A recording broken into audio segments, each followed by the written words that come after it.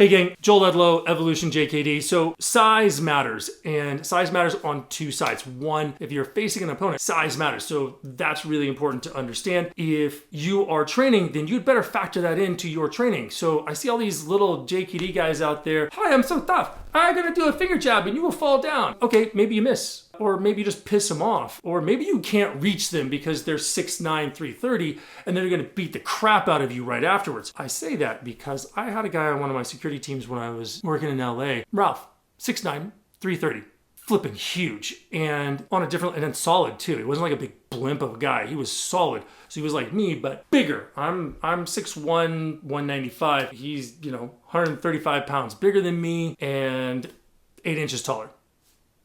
Go figure. And massively strong and just on a different level of power. If you don't factor something like that in, then you're an idiot. Like, I'm gonna go back and finger jab you, or I'm gonna do this little kick. Oh yeah, that'll totally work.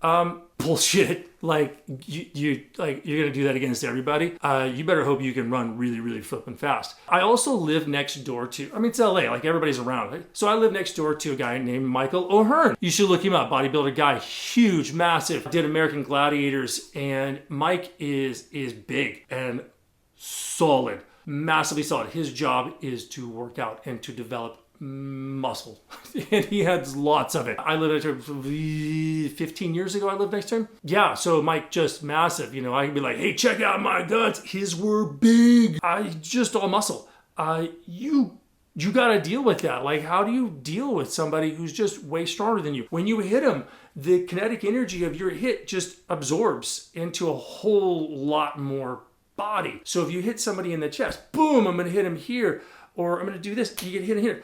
That muscle just absorbs it. Like, it's like sound things absorbing, like in a studio. You got to understand that if you want to beef up and be strong, you'd better be really, really big and really, really strong. And at some point, you also have to understand that someone else is going to be just as big and just as strong.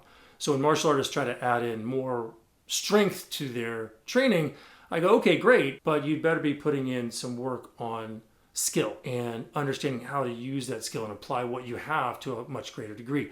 That's what we're doing. That's what we're working on, is applying ourselves. And you have to factor in someone's being bigger. That means they're taller. That means they have longer range than you. Holy crap, it's like Bruce Lee freaking did that in a thing with Kareem Abdul-Jabbar.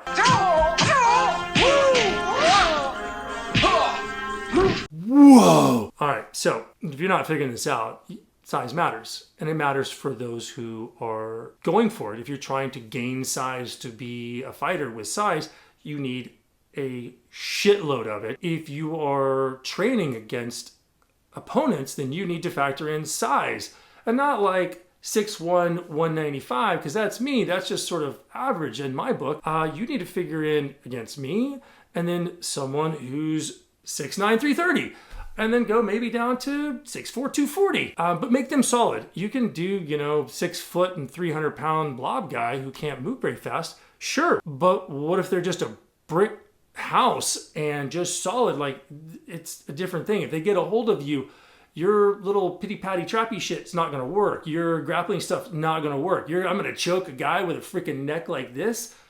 Good luck, while he's just going to put his hands around you and just squeeze, or just pick you up by main strength and slam you on the ground. Thing is, you have to understand size matters. And if you're not factoring that in, then you should be. Hey gang, if you like this, subscribe. I'll be putting out more stuff, and we'll go from there.